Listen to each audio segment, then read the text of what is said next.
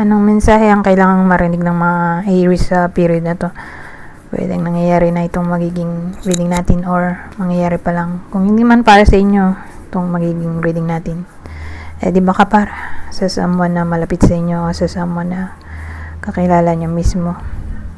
Baka may lumabas na gender, mamaya gawin nyo na lang. Energy, masculine at feminine energy, pwede rin naman na huwag nyo nang pansinin.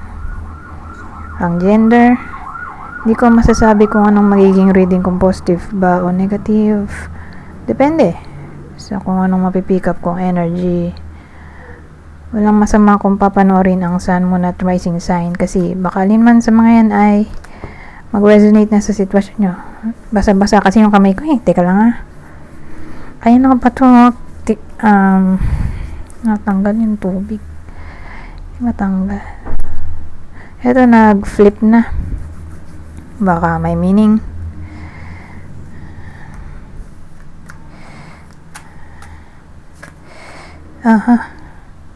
So, ito muna. Siya una. Ayan.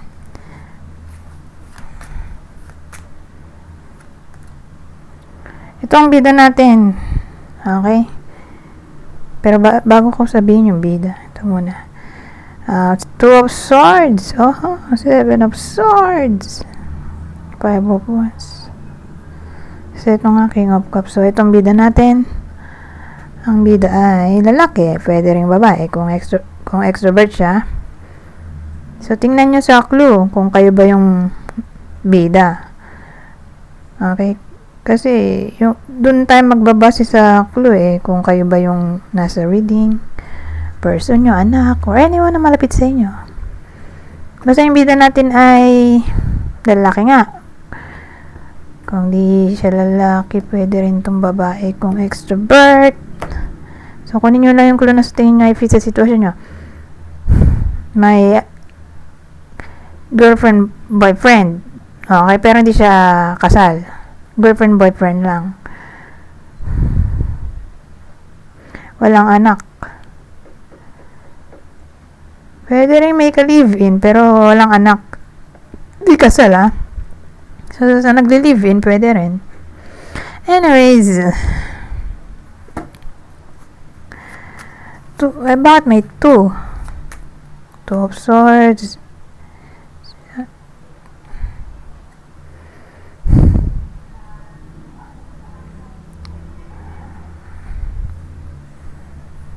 Indecision. Teka. Eto, may lalaki na naman.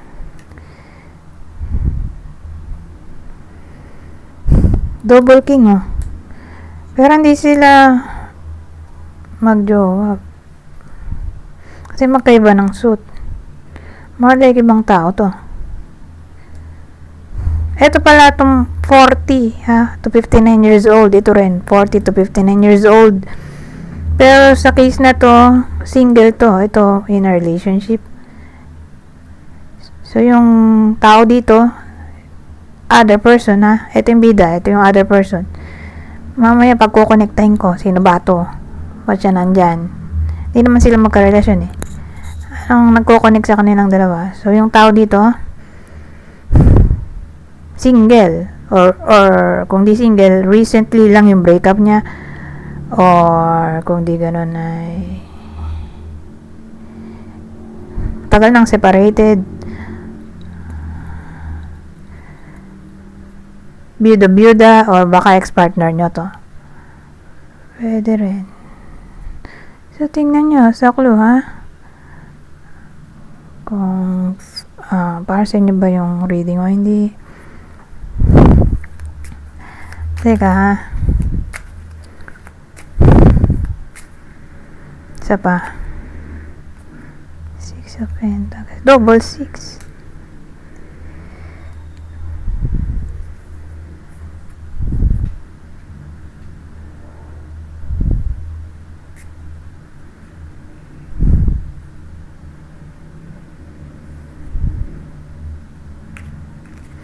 Ewan ko, for some reason, parang ex-partner to. Kaya may indecision dun sa to. may presence ng someone from the past. May presence ng Two of Swords dito. Ito ex-partner na to. Kaya pala may Seven of Swords. Pero tingnan din natin, ha. Hindi naman tayo makakasiguradong cheating agad. Pero siguro magre-resurface yung ex-partner. Ibig sabihin, magre-resurface, edi magbabalik pa lang. Or, who knows, baka nagbalik na. Nagiging friendly ulit. Okay, kung ano.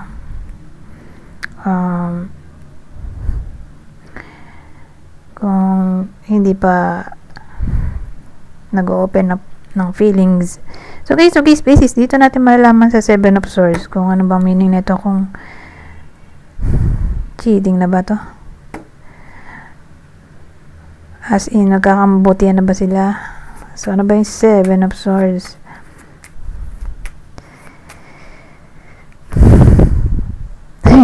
Queen of Wands. Kaya lang lalaki to eh. Teka, nalito rin ako. Sabagay, pwede, sa panahon kasi ngayon, ang ex-partner ay pwedeng heterosexual sila, babae lalaki. Pero sa panahon nga ngayon, anything is possible na. Minsan yung ex-partner ng lalaki ay lalaki rin. Minsan yung third party ay homosexual.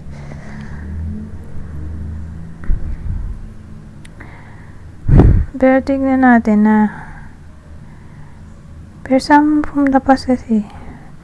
Ganun. Teka nga, nalito rin ako, sumakit ang ulo ko. Ano ba yung 7? O baka naman kababata lang to. Or dating kakilala or dating ka-close.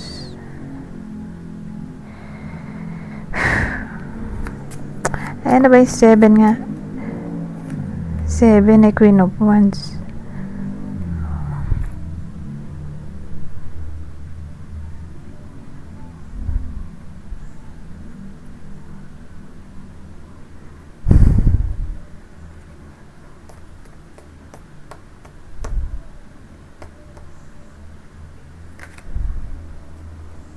Ito, naging queen na.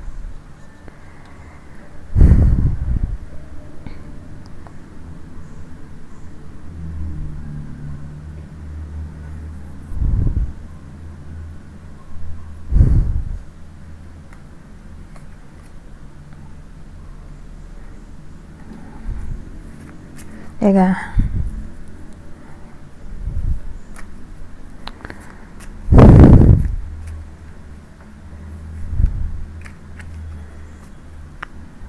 Dagdagan ko nga to. Sumakit ang ulo ko eh.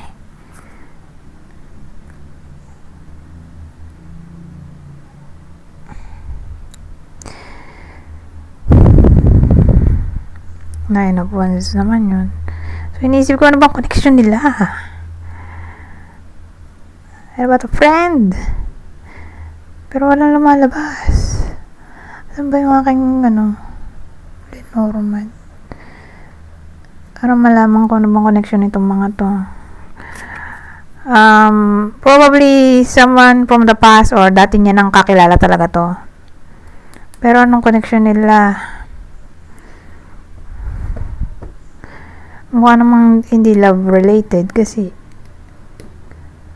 kaya ba sila ng suit? Tapos king.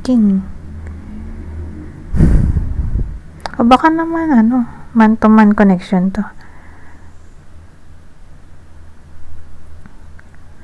Kahit na kung man to man, pares pa rin dapat suit nila. Parehong cups. Ano ba bang detalye makukuha nito?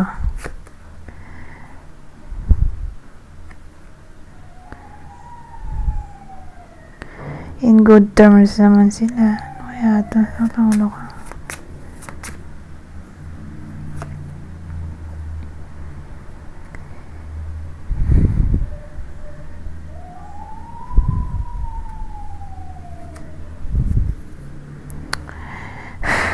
So, dito may ano tayo.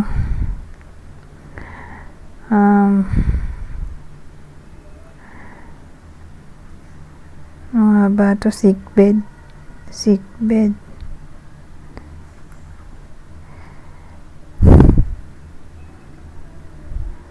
Isa accord. Friends, yeah. Friends lang.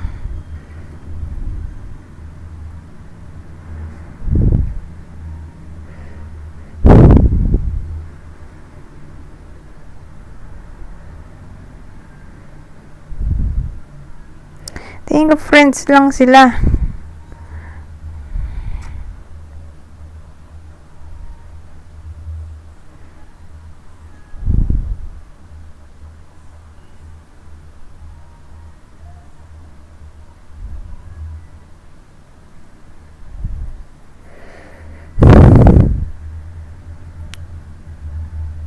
So, meron na tayong clue. Friends lang pala sila.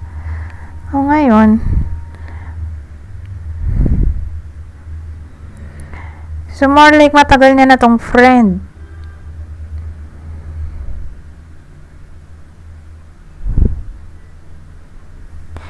May 9 of Wands tayo.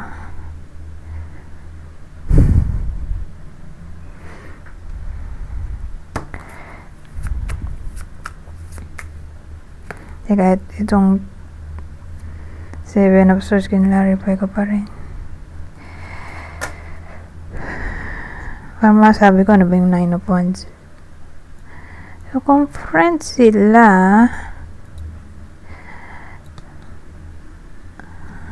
ang dating sa akin,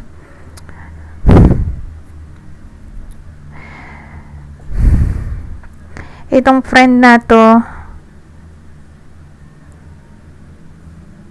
may indecision kasi tayo eh. Hindi niya alam kung susundin niya ba. Hindi nito alam kung susundin ba niya yung friend niyang to. Parang ini-encourage kasi siya dito.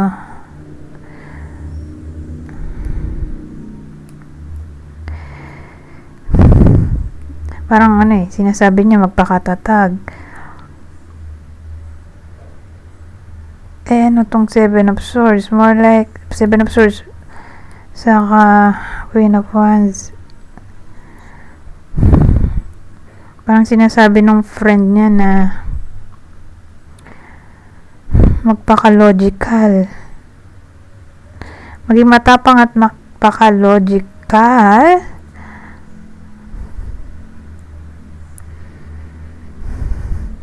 At mag-lay to rest na. Ano yung lay to rest? Etong problema niya. Parang sinasabi niya mag-move on na. Dito sa 5 of Wands. So, whether nangyayari na to or mangyayari pa lang. Ano yung 5 of Wands? Parang may nakaaway kasi siya eh. Kasi may 5 of Wands. Yun ay card ng conflict. Competition, rivalry. Or drama in general.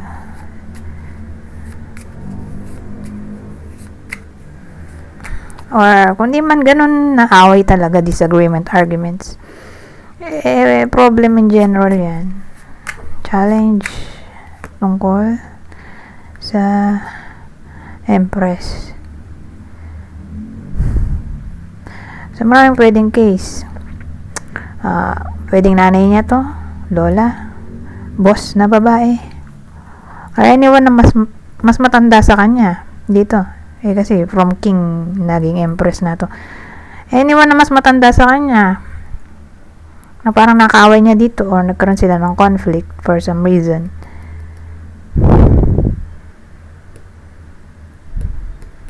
So, naging babae.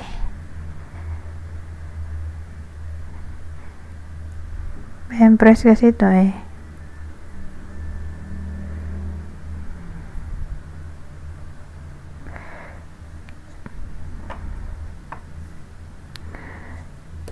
Magdudual gender ba yan?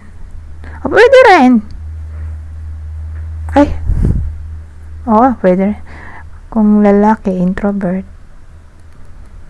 So, babae to, di ba? Pwede rin lalaki kung introvert.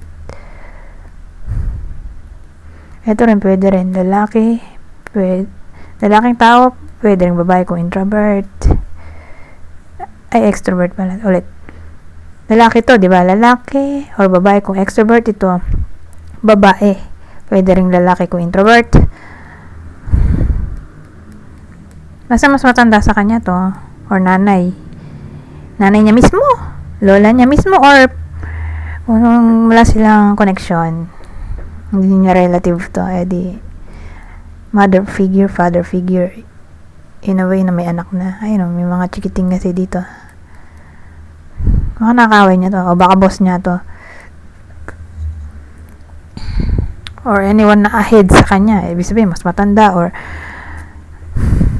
mas matagal sa work.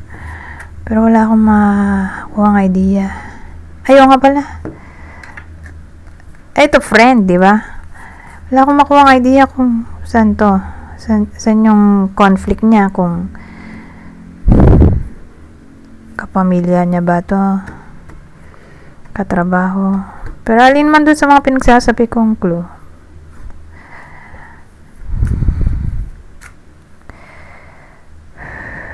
O pwede rin katrabaho kasi abundance to being productive.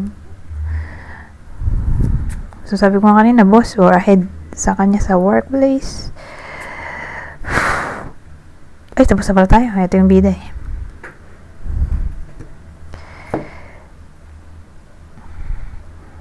Mag-move on. Parang yun yung sinasabi ng friend niya, mag-move on na. I-lay to rest na raw niya rito yung problema nilang dalawa. O baka na masawa niya to. Pwede rin kung big age difference sila. Mas matanda yung babae sa lalaki.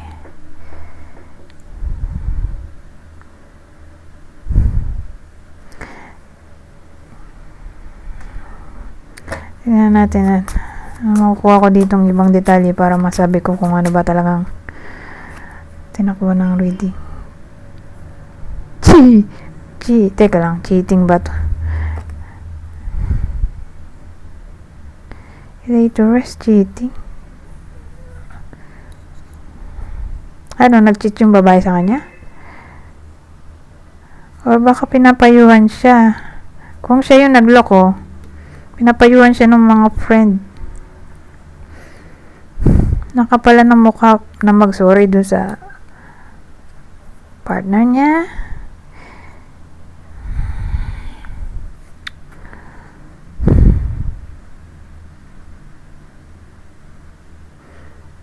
So, depende. Ano kasi ito eh? Pwedeng cheating kasi ito eh. Or nawawalan na sila ng gana sa isa't isa. Nawawalan na yung feelings.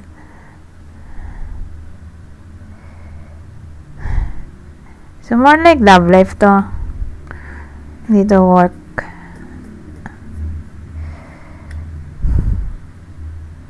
Kasi kanina, nalito rin ako eh. Ano ba mga to? Anong topic ba natin? Relation pala to. In a way na mas matanda tong babae sa lalaki. Tapos yung matagal niya ng friend, ito.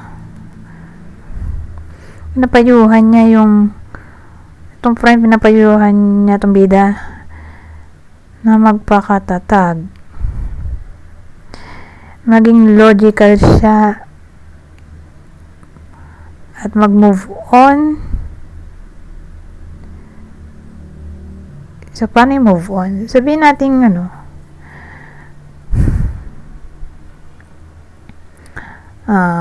hiwalayan na yung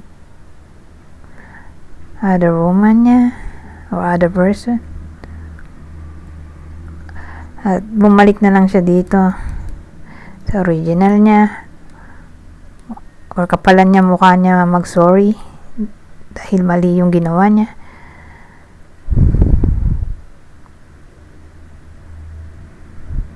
Pero kung sakaling ito yung nag-cheat, tong babae, kasi hindi natin masabi kung sino yung nag-cheat eh. Sino sa kanila. Kasi kung nag-cheat yung babae, ganoon din naman yung sinasabi nung isa lang direction. Sabi ng friend na mag-move on na lang sa nangyari na conflict dito at i-priority ang family. Sa bagay wala silang anak, no? I-priority ang relasyon nila. Kaya lang may anak to. Baka yung girlfriend niya ay may anak sa iba. Who knows? So, kunin nyo lang yung clue na sa tingin niya ay fit sa sitwasyon niya. So, maaaring ganon. Ibang case ay sinasabi ng friend na patawarin na lang to. Yung girlfriend since nagsusorry naman. Or mukhang sincere. Kung siya yung nag-cheat. Sincere na makipagbalikan or magbago or kung walang cheating at lagi lang silang nagbabangayan kasi naging din to or pagiging obsessed, may someone na obsessed.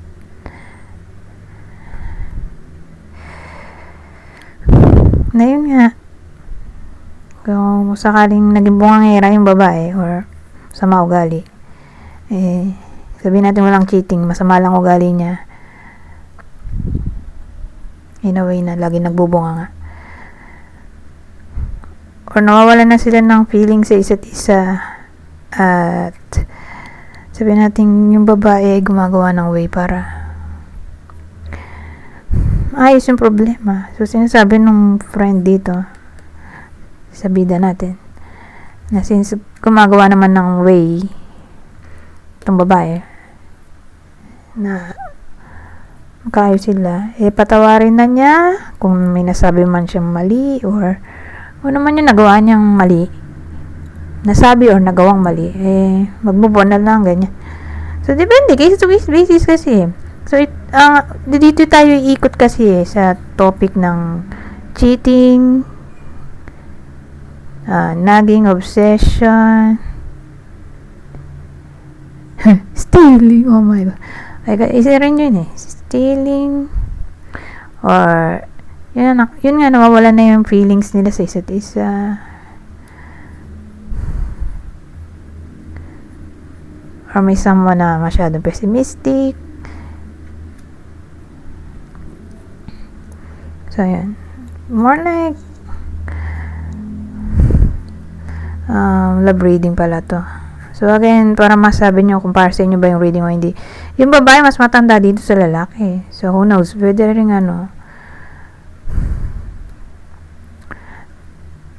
39 to 50, ano ba to? King of Cups, 30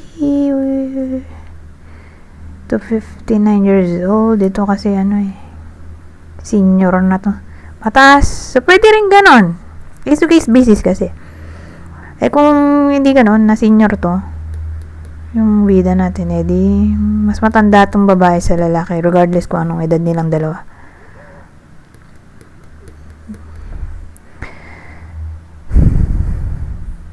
Or may anak siya sa iba, tong babae, hindi niya anak dito sa lalaking to. Yung feminine energy pwede may anak sa iba, hindi nila anak nitong masculine energy, para di tayo magkalituan. Anyways, sumakit din yung ulo ko dun sa part na yon.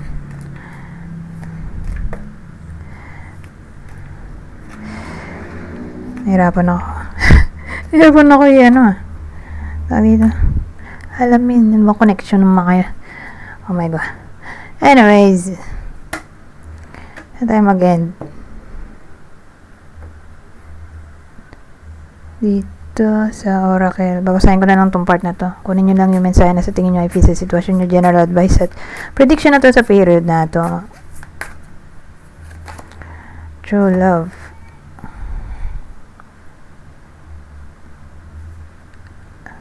Sabi dito, true love comes when you least expect it.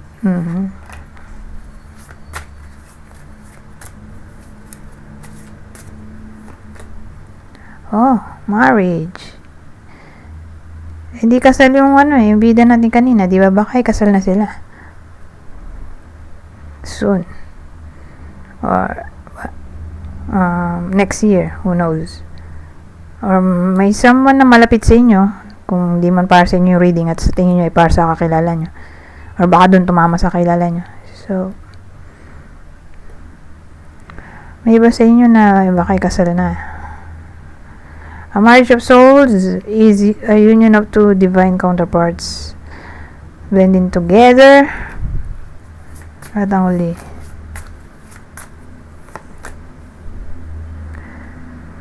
so sabi, openness, be open to accept divine guidance in your relationships. Anyways, hanggang dito na lang. Goodbye. Ay, oo nga pala, bago ako mag-goodbye, yung clue, ito yung zodiac sign, kung makalimutan pa tayo. Ito yung possible zodiac sign nung partner ng Aries sa reading na to. Cancer,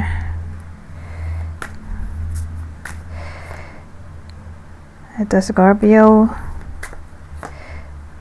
ito Leo. Ngayon, kung di man para sa inyo yung reading, di baka para sa someone na malapit sa inyo, kakilala o idol, ito ang possible zodiac sign niya. Pisces ulit, specifically Pisces, umulit ito Scorpio. So totoo na talaga to. Anyways, hanggang dito na lang. Goodbye for now.